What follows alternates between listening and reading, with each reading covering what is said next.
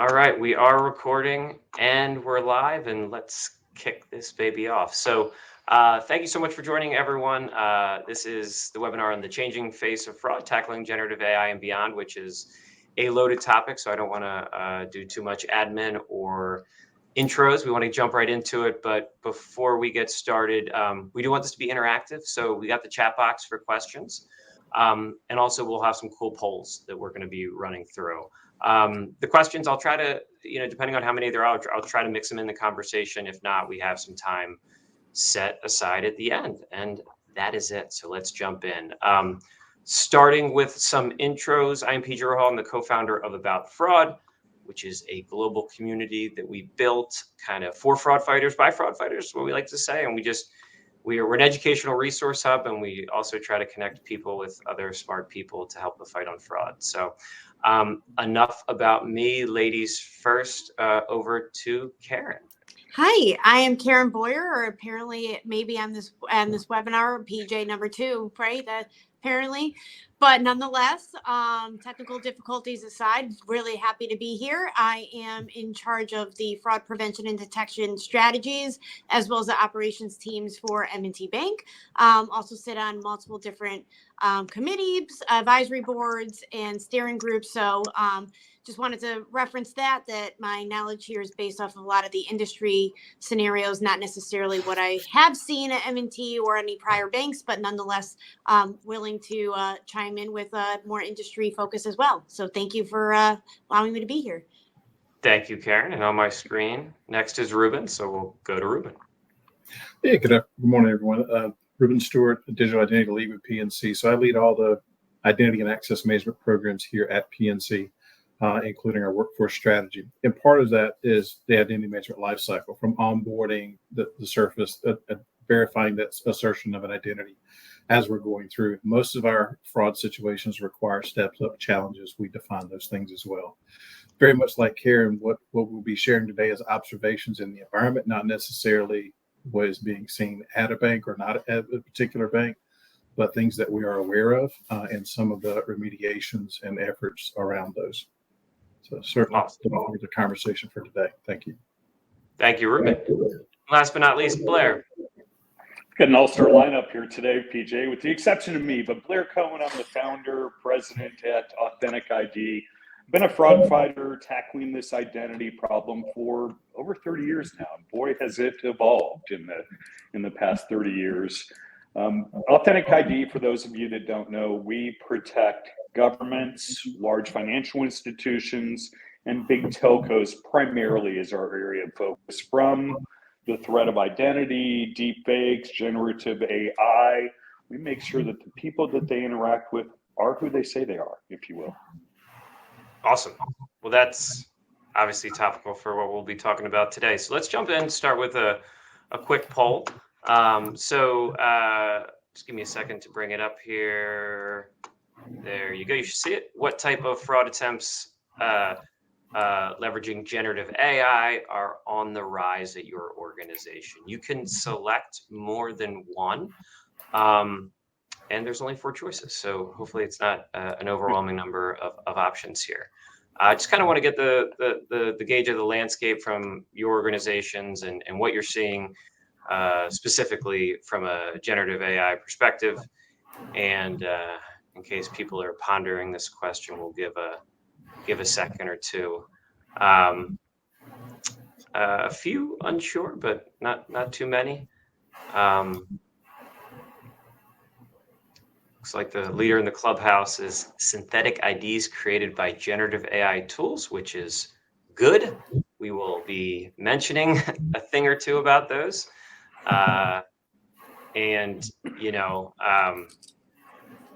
The others, the deep fakes, many types of deep fakes are probably next, with a few unsure, which is fair, right? This is newer, right? We're not talking card fraud. We're not talking older attacks, which are still relevant, but not as well understood, I think, as generative AI. So with that said, let's jump into a question for you, Blair. Generative AI, synthetics, counterfeit IDs, they're very buzzy now, but I always find it's important to differentiate buzz from like what is an actual threat.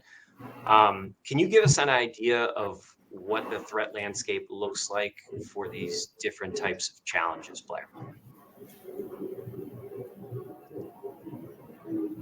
Gosh. Looks like we have a little froze. Oh, he's back. He's back. I'm back. I don't know what happened. Didn't touch a thing. My question overwhelmed the system. Did you hear the question? We'll start there. I didn't. Okay. Well, here it comes again. Generative AI, synthetics, and counterfeit IDs, they're really buzzy, but we're trying to differentiate buzz from the actual threat. So just give us an idea of what you're seeing with those use cases right now. We're absolutely seeing it, particularly with identity documents. We don't see as many synthetic faces as I would think, because those GANs, the ability to create these synthetic faces, pretty simple tools, pretty widely available tools. But reminder that all these tools, whether it's one that creates a fake ID or creates a synthetic face, this is not dark web stuff. This is available on the regular web. Sometimes these tools are built by reputable companies that we all respect. Companies like Adobe, for example, are pretty far down the road in creating Gen AI type of tools. But there have been a number of websites that have gotten a lot of publicity lately that make it super simple for anybody to create a fake ID. In the past, this took a great deal of skill in order to stitch faces in and change out faces or change the PII, getting the fonts right, getting everything visually and data-wise accurate on those documents. It was hard. Absolutely.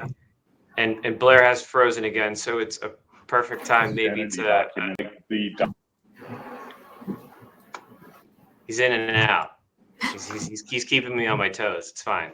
But let's over to you, Reuben. I think one of the things we see with these fraud attacks is like they overlap. Like generative AI and counterfeit IDs often can kind of blend together.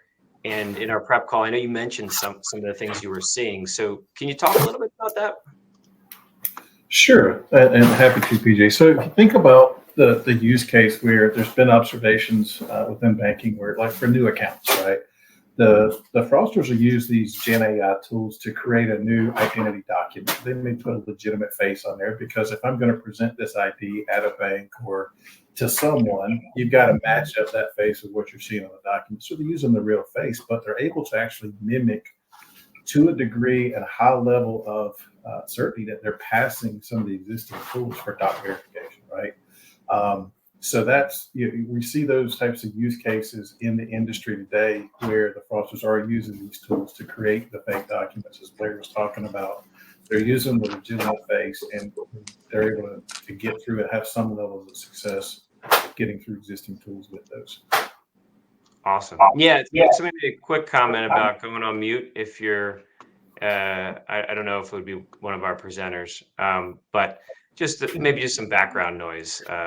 I'll make sure I'm good on my side, but 100% Reuben. And I think, Karen, you mentioned obviously generative AI from a scams perspective. And I think we all know it's a tool that can be used for that, but can you talk about that and also how like some of this overlaps between different departments, fraud, identity, cyber, right? Yeah. So we're seeing a lot, as Blair was referencing back. I mean, we were talking about deepfakes, we in the industry, but not to this extent. But it was a few years ago, and understanding that threat is an imminent threat. But it was more, at least on my opinion, I think the focus was more again on, well, how are we allowing these deep fake visuals to open the accounts, as Blair was referencing. And it's not as much as, not saying it doesn't exist, but it's not as much as the threat of the selfie impersonation. We do see some of that, but it's back to the documents of that fact.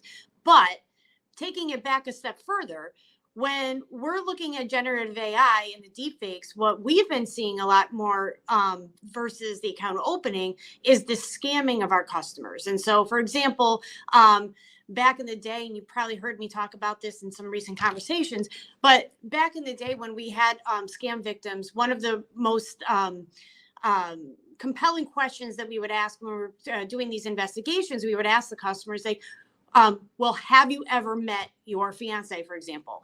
And have you ever actually physically talked to them? And in the past, the answer was always, well, no. And sometimes that's that breaking point of, wait a second, now, like, am I being scammed? Now we're on a different level where the customers are saying, yeah, we FaceTime every day. And they're FaceTiming, but they're FaceTiming matching the profile picture that they're attempting to look like. And the voice might not match up, but again, visual, picture speaks 1,000 words and actions speak louder than words.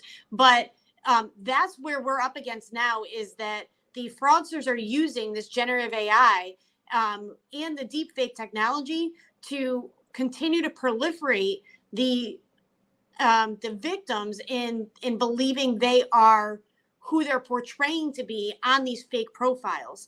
Now, scaling that even more, now we have other additional issues with our social media sites, where even when we do register that a profile might be fake, then we have another battle of having them take that down. Similarly, though, on the scam side, generative AI is new to an extent, but AI is not new at all in the fraud world, or the anti-fraud world, right? Or in the fraudster world. But now we're at a new level with the generative AI that's essentially correcting any mistakes that it's ever had before. So we have our phishing, our smishing, and everything else that possibly in the past we might be able to teach our consumers to be aware of misspellings, for example, or difference in languages. Now generative AI has like a platform, if you will, and it says, what country do you want to look like you're speaking from, and what dialect are you trying to achieve, and to make that even more believable to that recipient, which again is getting that buy-in for that social engineering and that and unfortunately the victimization of scams. Now, to couple that to what Reuben and Blair were saying as well, you don't need to be a coder to do this. There's one, you could just literally download within 15 minutes and become an expert, or you could just go on Telegram and buy somebody who's an expert on it. And you have fraud as a service, which is scaling this problem in general. So I could just hire somebody. Hey, I want to defraud X amount of people. Here's the script I want to use. And it comes back with nobody really even on the other side, just a facilitator, because you're talking to a bot, if you will. So it's really challenging, especially on the cyber side, because I've heard whispers, not saying that we at my bank or any banks in general, but I've heard whispers about the capability to essentially also code malware as well as code DDoSes, if you will. So if you have ask, generative AI, send me a code for a DDoS attack. And then essentially you could just copy and paste whatever URL you want in that DDoS attack. And it makes it easier for somebody, again, who might not have coding skills. You're just asking a computer to do it for you. And then, you could sell it off right. So there are different nuances with that of the detection capabilities. So I'm sure we'll get into it, but at some point we're going to have to use, if we haven't already, generative AI to detect generative AI attacks in order for us to actually get a little bit ahead, if not even with the game, since fraudsters don't have to go through model validation or anything like that. So they got a leg up on us. Yeah, man, a lot to unpack there, but all just so good. So such good insight. I think, if you don't have coding experience right here as well, that this is, generative AI can be used for good, but obviously for bad too. And I'm going to pause. Reuben, Blair, any comments on what Karen had to say there? Reuben, go first. I've had some technical, I don't know what's going on with my internet here. Yeah. So Karen unloaded a lot there. And that's sorry, guys. No, but it goes to the fact that, we really can't. We used to say seeing is believing, and this has turned that paradigm upside down, because now what you see, you really can't believe. There's been, and Karen, when you talk about those impersonation scams using the video generative AI, there used to be a thing in banks or in general, that I could do a WebEx or a Teams call with a client or a customer, and I had a reasonable amount to believe that this was who I was talking to. Today, that's not an effective control. It's not, you can't say that that's authentication because you can't really detect, and unless you know exactly what you're looking for, and not everything is going to give you certain pixelation. Like you see the halo around my head now with my earphones is not filling in certain areas. Some generative AIs would do that, but some are to the point where you can't really discern what is, you can't detect that real piece. So it's definitely making us think and go back to the drawing board. I think another point that you brought up, Karen, is around the detection capabilities. It's no one person is going to have a solution because there's so many different tools that are out there. Generative AI can be used for good. There's a number of things that, hey, here's how we can use it. To your point, if I want to create a website or create a small code snippet, I don't have to be an expert in coding. I can go to Gemini or some other thing, Copilot, etc. Here's what I want to do. Put it in through natural language, and it spits out a code that will work, and it's golden. However, the fraudsters are also able to use that to carry out nefarious items. So I think, and I know that there's a lot of industry AI providers, Gen AI providers that are looking at those types of things, trying to be able to detect and block some of those queries as they come in and being able to limit. But if it's there, it's going to be a capability that could be misused.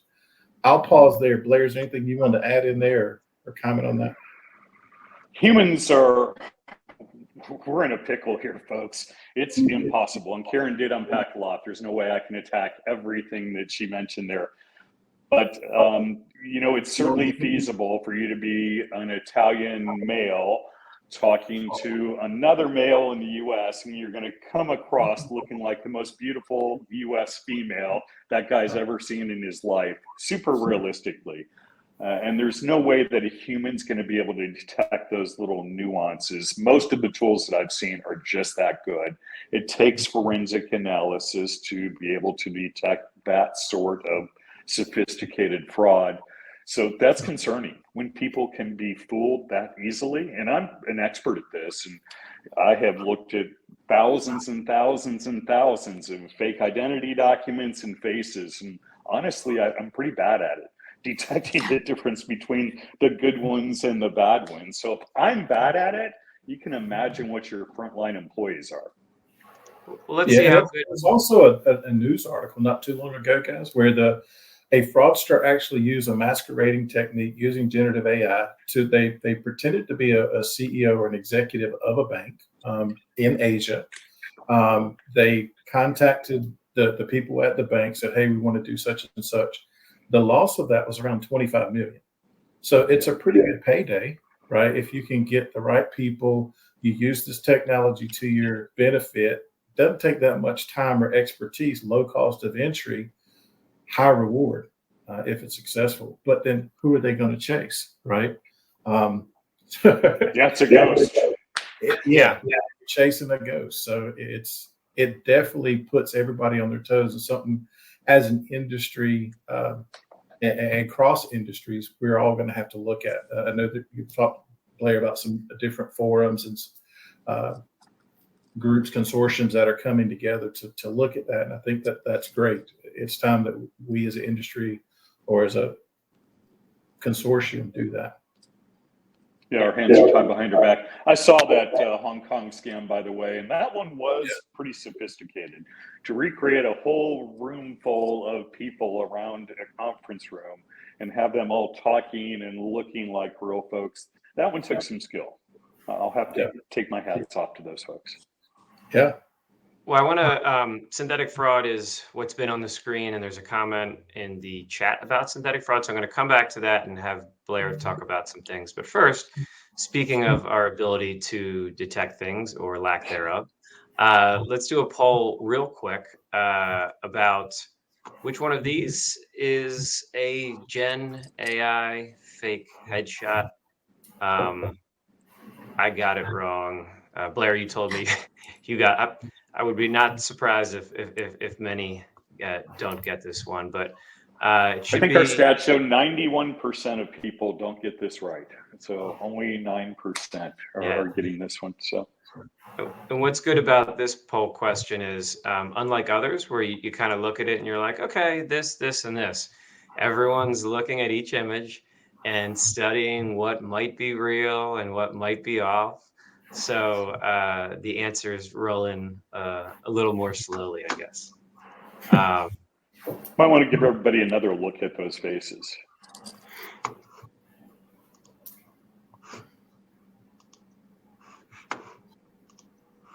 All right. Well, we'll give a few more seconds, and then we'll let you know. And then I'm interested, and you guys can just fire this in the chat. If you did get it right, what were some of the things you were looking at? That would be cool. So we'll call time here. And if you get it right after this, it's because I'm telling you the answer. So the answer actually is number 4, which was the majority, but 33%. So, 2/3 did not get it right. So yeah, I mean, these are not the ones where it's Reuben in front of a pixelated screen. These are obviously much harder. So going back to the synthetic fraud and then going back to the chat where the comment was made, the question was for Blair, but let's see if he's back. Blair, can you hear me? Yeah, now I've got you. Awesome. I am right next to my router, folks. I have no all idea good. what's going on here. We'll roll with it. Okay. We've been talking a lot about generative AI and scams, and but haven't got into synthetic as much, which is, I mean, a fake thing. It's just a different type and way you build a credit profile and kind of create a synthetic identity. Question is, what are you seeing with the rise of synthetic identity fraud, and any other insights you have? Lots. So this problem has been growing and growing and growing every year that I've been in the business. Last year, I thought that we set records that we would never see before. We just produced our mid-year annual fraud report, and what we found is that so far this year, fraud is up by 73%. A significant portion of that is going to be synthetics. And what's concerning about some of the synthetics? Well, first of all, the way that the Fair Credit Reporting works and ACT and the way credit bureaus work, this shouldn't be a problem, but it is, and we have to deal with it. But look at the dollar amounts. I mean, up to 6% of these synthetic fraudsters are getting $250,000 or more. It's not all just small dollar amounts left and right. And to amplify what Reuben was talking about earlier, we have a tool that allows us to remember identity documents and the headshots on those identity documents without remembering them, if you will. So without storing people's PII. But we have seen the same headshot on up to 300 different identity documents, all with very, very different PII. In almost all cases, the PII that was on those documents was real, was fresh. It wasn't from a synthetic person. It was from a real person, just from a breach. A real person with good credit. All the data matches. So that becomes a much more difficult challenge to solve. If you're presenting an identity document that looks real to the bank employee and all the data on that document is real to a real person, how do we stop that one? Yeah, great question, and good segue into what the heck we do to try and stop some of these things. So that's kind of how we're going to spend the rest of our time. But why not another poll, which is asking what are you doing? What are you doing now, specifically with respect to synthetic-based fraud? So it's up there again. Hopefully, you guys don't have poll fatigue by now, but it's a fun way just to kind of get your insights. We love to hear it. And honestly, learning from what you guys are seeing and doing is super valuable for everybody involved, the panelists and the other folks. So which tactics are you using to fight synthetic-based fraud at your organization? Many choices here. You can choose more than one. And if it's none of the above, well, you probably should do at least one of these.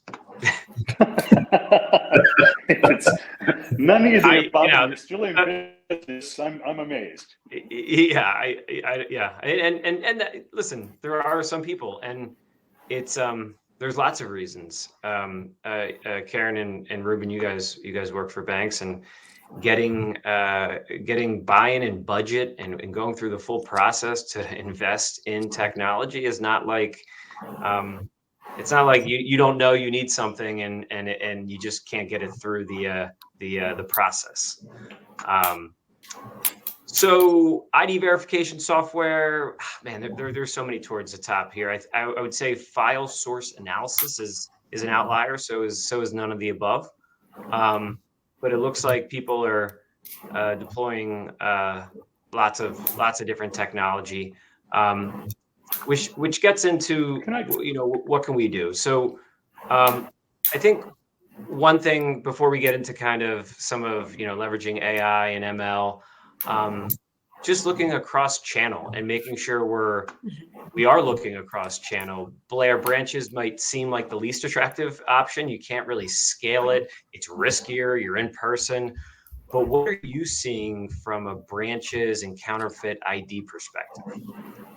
Just the opposite. I think that banks and everybody introduced all kinds of tools and techniques and policies to protect their digital channels. This was an unknown fraud. We're now dealing with people that we don't see. It's a faceless environment. So banks, telcos, government invested in the tools and technologies to prevent the fraud from happening in those channels, but they've left their branches unprotected, if you will. The basic level of protection there is humans. And as I've articulated earlier, humans are incapable of detecting this level of sophisticated fraudulent technology. So what we're seeing is, well, the evidence is there. We saw SARS reports for bad checks or check washing and all that. They were more than double last year than they've ever been in history, over 700,000 of them. I think interestingly, what we see is telephones. They're quite a target here. So these things can be sold for overseas or anywhere for $1,500 to $2,000. So if you go in and you're a ghost and you're able to acquire 6 of these phones from just one telco in one day, it's $12,000 potentially. We're seeing a tremendous rise in that. So we protect many of the telecommunications stores in the US and in North America. When we first deployed into that vertical, we started seeing about 800 fake IDs a day being presented in branch. Last year, PJ, it's up to nearly 3,000 per day that are being detected in branch. So these bold people, they're walking in with the same face in most cases. They're real live people. This is not a synthetic person.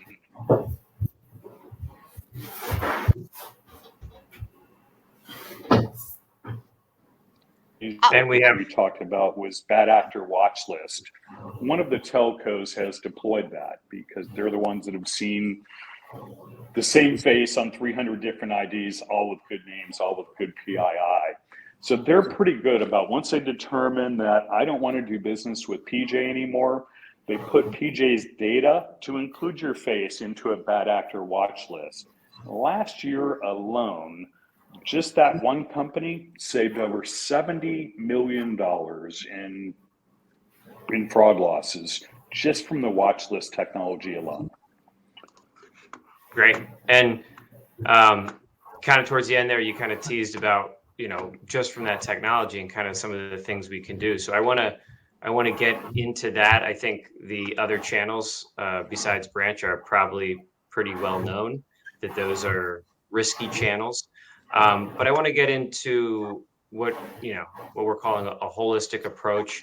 And before we jump off of the branch piece of that, PJ, I mean, just to add into what Blair was saying. Absolutely. Yeah, the digital channels is always, fraudsters preferred that because they had that cloak of anonymity, right? I could do anything. I could be anybody online. You don't know the difference. And before Gen AI, before high quality fake IDs and the synthetics, they weren't likely to show up at a branch or likely go in person. But now this has given them the ammunition or the power that they need to go in and say, yep, I am this particular person, knowing it's a ghost. It doesn't exist. It doesn't belong. So the mail theft, the check washing, the counterfeit check, what is old is new again, right? We hadn't seen check fraud like in the past couple of years. It's been a long time because a number of checks were declining. The amounts of the checks, people will write maybe 1 or 2 checks a month for certain things. Everything else is done through electronic payments. But the fraudsters they can go steal these error keys from the mailbox, get all the checks out of it, do check washing, and then they go to the branches. And at that point, they're presenting their IDs. They'll pay a fee, whatever. If it's a couple bucks, they don't really mind. If they've got a check, they're going to get the cash for it. They're out. Again, it's who are you going to chase, right? Unless you get the biometrics, you got an image cap. Yeah, no, that's great. And go ahead. No, go ahead, Karen. I was going to say. Yeah, one more thing on the branches.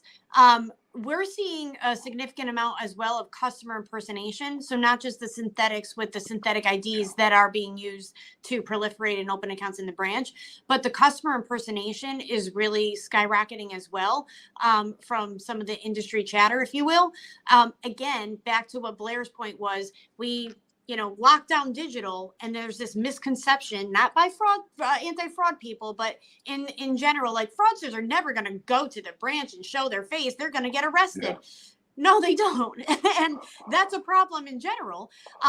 But at that same time, that's where we're seeing a lot of the use of this generative AI, fake ID type of scenarios for account takeovers and customer impersonation to drain the accounts at the branch as well.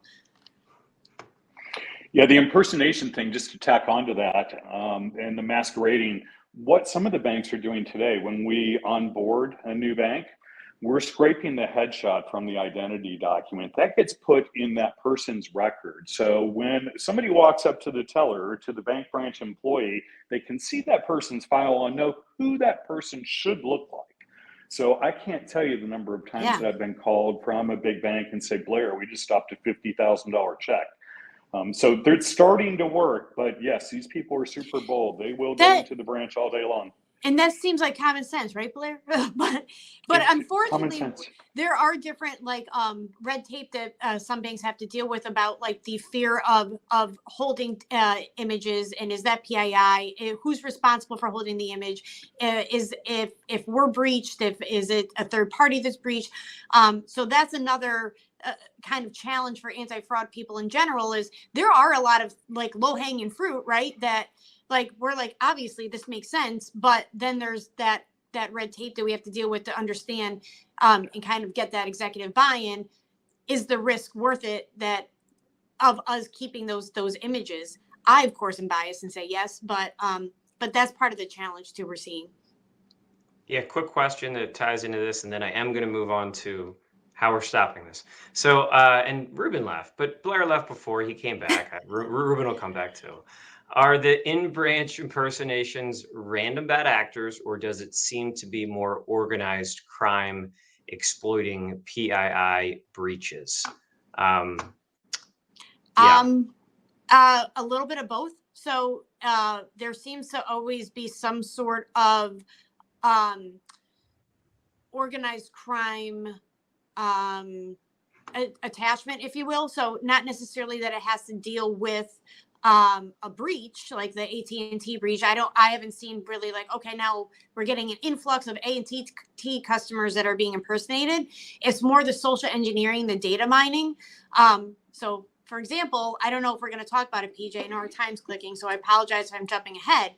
But we've seen actual generative AI voice deepfakes that are attempting to attack our IVR system in order to get PII and different personal information to then social engineer for maybe online access and then other information that transpires into possible PII to get the license, and it comes full circle. So we have seen a lot of the kind of root cause digging through correlation. But from what I've seen, it hasn't been a 1-for-1 of okay, let's extra monitor people that are AT&T customers through, whatever ISP bills that we could determine. That's our next threat. It's been very random, but yet correlated on a larger scale. Yeah, no, that makes sense. And Reuben's back. He probably just needed to close his tab at his fake bar back there. So Yeah, all that's what it was. No, we lost power for some reason. I'm like, what happened? But yeah, the glad to joys be back. of remote connection. So getting into, what we can do in a holistic approach, Blair, um, AI and ML obviously are buzzy words, but are helpful in the fight back against some of these attacks. So can you give some people some examples of technology or things they can do to help detect this? I see, I jumped away from a screen and Blair jumped away from me. So why don't we go to you two smiley faces? And I guess what have you seen, not necessarily within your organization, but just in general, the advantages of AI and ML? And we'll go to Reuben first. Yeah, so the advantages on this is it can definitely help us create models for identity proofing, the onboarding processes, um, and helping shorten some of those processes that we have in the back end. It can also help us predict chances of fraud, put fraud rules in certain patterns. AI is great at learning those types of behaviors and patterns, putting those things in and help you generate those types of models. So there's a number of positive use cases for this type of technology. Awesome. Karen, anything you want to share on that? Yeah, completely agree. I also wanted to point out that a lot of the historical AI, if you will, in the anti-fraud detection is really focused on, is this PJ and does it match the voice he's always been calling in? Does it match the behavior that he's been calling in? And the larger enhancements that we've been able to accomplish in technology, we could take a step back and not necessarily look at every individual call or interaction to determine if it matches historically, but you could take a step back on a kind of a consortium holistic level to say, back to kind of that example, like we detected the bot because there was the same cadence over multiple different customers, and it's the behavior of the whole as well as the behavior of the individual that is going to allow us to understand, hopefully, when we're being attacked, that if you're looking at it individually, it might actually fall under the radar.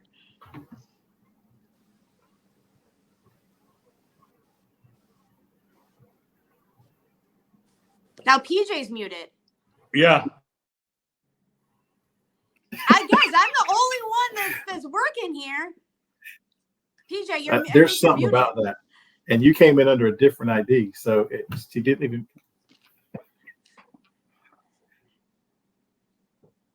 PJ, you back? You're still muted, PJ. Oh, there we go. Sorry, Blair. Oh, geez, you would think I'd be able to figure that one out. Blair, lots of laughing. Just explode the laughing emojis. Thank you. Blair, what type of technology can we use to fight back against this? Go.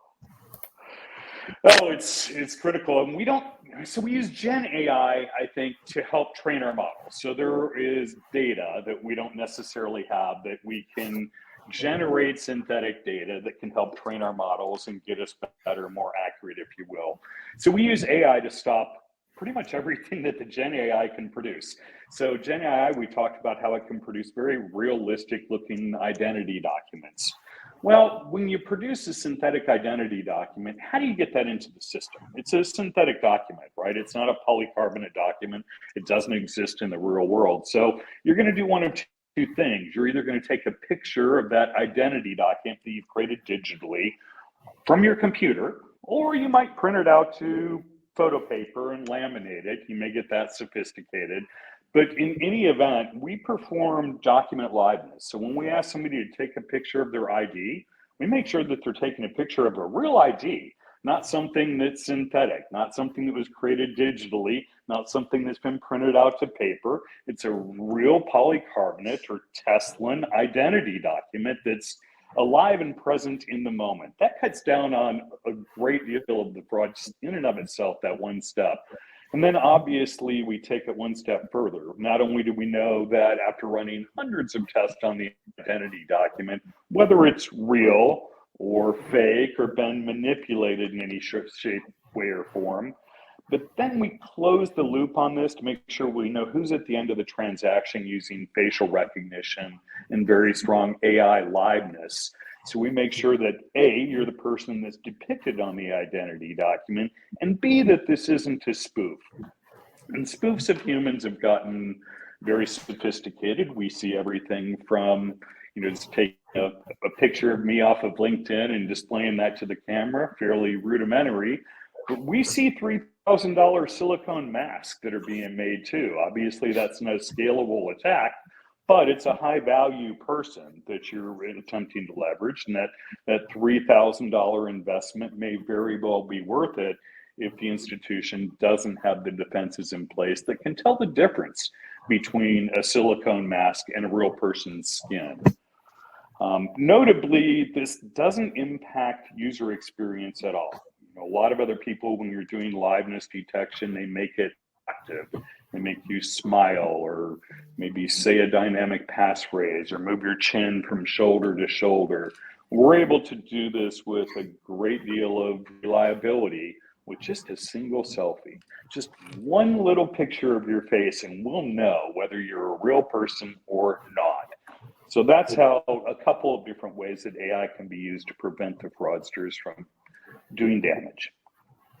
Yeah, super helpful. And one of the questions that came in that I was going to get back to later was back in the poll, what does liveness mean in your liveness detection technology? So it sounds like you kind of hit on it there. Can it mean different things depending on the technology, Blair? The word has been misused and abused over the years. So yeah, I'm certain that it means different things to different people. What it means to me is that person really alive and present in front of the camera at that point in time? Is it any sort of spoof attempt? Is this being replicated in any way, shape, or form, or is it really a real person? The technology, I've been doing this for quite a while, and 5 years ago, we'd be easily fooled by this. We really wouldn't be able to tell. You could literally hold up that LinkedIn photo that you found. If you cut it out right and wrapped it around a ball mason jar, it would look 3D, and it was going to fool pretty much every liveness detection capability out there today, or back then. Today, the technology has gotten a lot more sophisticated. There are certifications for it. It's called penetration attack detection. And you have a level 1 certification and a level 2 certification. To achieve the level 2 certification for PAD, penetration attack detection, a team of hackers perform maybe 2,000 different attempts to try to break your algorithm and get something that isn't alive and present in the moment through the system. You have to have a success rate of 0 in order to receive that level 2 certification. So feel pretty strong about being able to protect our customers against that sort of threat. Yeah, speaking of success rates, this just popped in. And I don't know how easy this is just with one answer, but what is the percentage of success for the liveness detection tool? Obviously, it depends on the vendor. Obviously, it depends on multiple factors. But from your experiences, how successful is this? Well, just to reiterate, in order to achieve that PAD level 2 certification, a couple thousand different sophisticated spoof attempts have been performed with a success rate of 0. So the reality is there are some ways to get around some of the penetration and attack detection algorithms out there today. If you're savvy and technically astute. I won't reveal what those methods are. Yeah, I love this question because it's simple, and I think it's where some people are sitting right now. So if you had to collectively choose one tactic or probably technology to start with in cases where there's none, what do you start with? I could start with the starting. Start with the starting. Especially if it's a budget scenario. I would start with the transaction monitoring, because that's going to tell you what the intent of that account is. I know that that's not the sexy conversation we're having with the technology of generative AI, but that's something that I think should be coupled with it. Similarly, as Blair and Reuben were both talking about, that feedback loop. So if someone gets through, it's the transaction monitoring that's going to basically give you a heads up, like that account's bad. Now, is it first party? Is it synthetic? Is it this? You got to do that dissection and root cause analysis. But that feedback loop needs to go back to Blair and other vendors saying, hey, this got through and we have a good feeling that this is a synthetic, because otherwise we're never going to clean up the problem we're in. They're just going to go to the next bank and continue their ghosting while they're proliferating the fraud. So that's my easy, if you have nothing and you have no budget, that's where I would start with. Yeah, and I would just add to that, Karen, I definitely don't disagree with what you're saying, the transaction monitoring, but it comes in that multi-layered security approach, right? Where I would look at it, keeping that as kind of like, okay, that's my last resort. I would look at my process mapping, right? What's my threat environment? What's the threat model look like? And if I put this on a process map, what existing tools and capabilities do you have today? Have you reached out to your current vendors and tool selections to say, hey, do you have capabilities where you can help us with these problems, right? Because you may have a tool or capability implemented one way, they might have a newer version, or they may have something where they can share some expertise with you.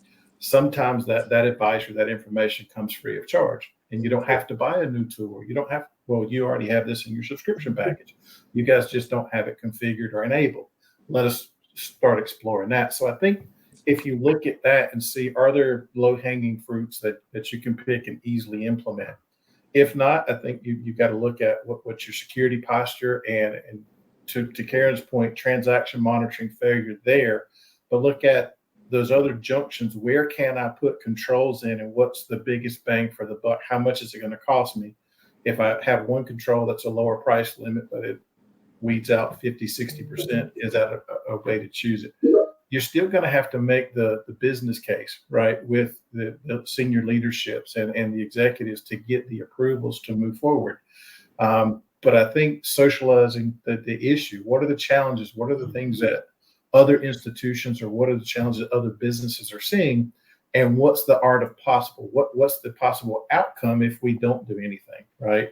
So I would just offer that. I don't think that there's one, here's where you got to start. Just start somewhere, right? And make incremental improvements or iterative improvements as you go along. Yeah, I love that. Obviously, from a bias standpoint, I'll chime in. I think everybody should do document authentication. That's going to stop a lot. But I think Karen said something super important, and there is no silver bullet. Document authentication isn't going to answer everything for you. It's not just transaction monitoring. It's the layering of all these tools. But to make all of these tools work better, what Karen said is the most important part. It's that feedback loop. It's getting with the vendor when something does go awry. Let them know. Let's work collaboratively so we can tighten up the system and get the outcome and objectives that you're looking to achieve. That's critical. Yeah. And I mean, David Kerman had a point, isn't it more than just one thing? And there's no silver bullet layering, definitely. And you guys hit on some of the things, places you could start, but yeah, there's always going to be layered processes, data, and tech, 100%. And the last thing you hit on is something Reuben came up in our prep call, was the partnership you have with these vendors. And the feedback loop is part of it, Reuben, but anything to add on to get the most out of the tech that you're either bought or are buying? Yeah, I think you've got to foster and maintain those relationships with your vendors. I mean, they're not just vendors selling your product. A lot of times you have to look at them as a strategic partner. How are they helping us to carry out our mission? How can they help us improve our security footprint? And using them because they're looking at a specific problem, and they're the experts within that problem. They've got the research development, they've got the SMEs, they've developed that level of knowledge. Whereas Karen and I, we're practitioners of some things, but we have a very different focus, right? My depth and breadth is very different from Blair's. Blair can go a mile deep on this one particular subject. I can cover about 2 to 3 inches, and then after that, in the conversation, he might lose me, right? but making use of those resources. And that feedback loop is imperative. There's been instances where we've seen Gen AI being used. It could be a voice emulator, et cetera, attacking the IVRs. Reach out to the IVR vendor. Hey, we're seeing this. Have you guys got a way that this can be detected? They didn't at that point. So what they did is they went back to the drawing board because they weren't aware that this was happening, right? Then they started doing testing. They improved their tool. They ran it against 6 or 7 different other tools to say, okay, here we have it. Then they released that. So they typically don't know if the products are not working or they're not effective if we don't tell them. And so that feedback loop, I think, is imperative for a constant improvement cycle. It's a two-way street on that. They're going to give you information, but you also, it's kind of like a pay to play. You got to share some information as well. Yeah, that's great. I couldn't agree more about, like, it doesn't feel good to get the negative feedback as a vendor. Oh, your product's not working. We need improvements. But it's better to get that feedback than nothing at all, because at least you can then help and resolve the problem. So if you are the bank or any other institution, be very transparent about it. Some banks are probably super transparent to a very direct, but others will just, kind of be like, it's not working. We're not utilizing our tool, and then you can't improve.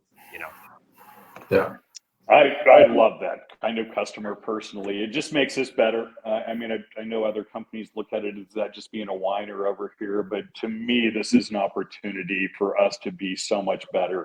Getting that feedback, even if you tell me we stink and we're the worst company in the world, but getting that feedback and telling us why and how, I promise you, we want to be the best. Nobody wants to screw up and be bad and disappoint you. So we'll listen and we'll improve. For sure. And quick comment here from Simon, which I think is great. Whatever you start with, I think the most important thing is coming back to the older pieces of your tech stack once in a while. Make sure they're still performing well, still relevant, and make sure they're up to date. A lot of times you see organizations exposed, not necessarily because they don't have lack of technology or process, because they've kind of let them run unmonitored and not utilized, I guess. So I thought that was checks are a great example of that. Yeah. We've been firing away Q&A already, which is great, makes it part of the convo. One Q that I flagged was, which I think is really good. Can you help me understand the difference between AI applications to combat fraud versus generative AI applications to combat fraud? I think I've seen folks use these interchangeably, which it's good to level set on terminology if anybody wants to chime in there. Go ahead.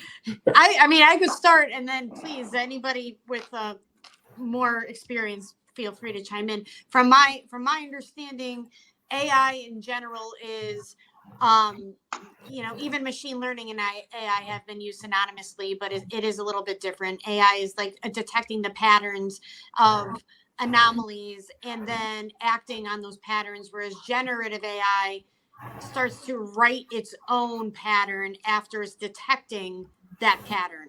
So I'll leave it at that from my understanding, and I'll pass it to Reuben. Yeah. Thanks, Karen. Yeah. But the way I understand it, there's predictive AI, which is what a lot of the pharmaceuticals and models and those types of things use. So they put in data sets and expect like forecast type data. It's not creating a different endpoint or a different deliverable out of that set of code. It's predicting what's the likelihood of this analysis. The generative AI takes input and creates a different output. So we put in natural language queries such as create a document that shows this and this and this. It goes through and creates that document. It creates images, videos, those types of other things that are outside. So that's where it generates something new based on the input that you've put in rather than predictive. I hope that helps. Blair, you probably got a much more detailed or accurate. Yeah, I like this. I did not start well. Reuben nailed it. Yeah. No, I'll just add on one thing. So it helps us from a generative standpoint. So for example, age verifications become pretty important, right? But how do you train a model on 7-year-olds? we don't have data on 7-year-olds. Those pictures aren't something that you can consent to. There's no data set out there of a bunch of 7 or 8-year-olds. So you can start to understand the difference between what a 7-year-old and a 10-year-old looks like. That data doesn't exist. It's hard to get. Whereas if you use it ethically and correctly, Gen AI can create me a 20 million data set of what a 7-year-old looks like, what an 8-year-old looks like, what a 9-year-old looks like. And then I can begin to train models. And after more and more and more data, that model is going to become much more accurate. And it'll tell the difference between somebody that's 15 and somebody that's 10 with a remarkable degree of accuracy. Whereas AI stops those frauds. Anything that's not real, that's just been generated, we use AI to detect those little nuances, those mistakes. So with voice, we can tell if that's a fake voice. With faces, we can tell if that's a fake face. Single selfie with a face, 2 seconds worth of audio with voice. Used to be Awesome. 30 minutes. So with that, I have shared a document that we're gonna, anybody who attended or registered will be going home with this today. I feel like a Price is Right thing, but basically this is a cool PDF that AuthenticID and About Fraud put together gives you some ideas about what are these deep fakes, which obviously are a little bit more specific, and some tactics, right? Some things to do. So I will stop sharing this, but in your follow-up email, you'll be getting that document. Let's wrap up and just say thank you. Thank you to all the smart people, smarter than me on the call right now, who did a great job, and our awesome audience who was really engaged. And that's really helpful. Doing webinars, this group has done it a lot, getting people asking questions, and Reuben saying that I'm Oprah. You get a document. You get a document. You get a document. It makes it more fun. I think it makes it more enjoyable to listen to. So we really appreciate it. Thank you, everyone. All right, thanks all. Have a good day. Yep. Take care. Thanks, everyone. It's appropriate that my internet would drop out right at the last second. we navigated all those minefields fairly well, I'd say. Thank you all very much. Yeah. Thanks, Karen.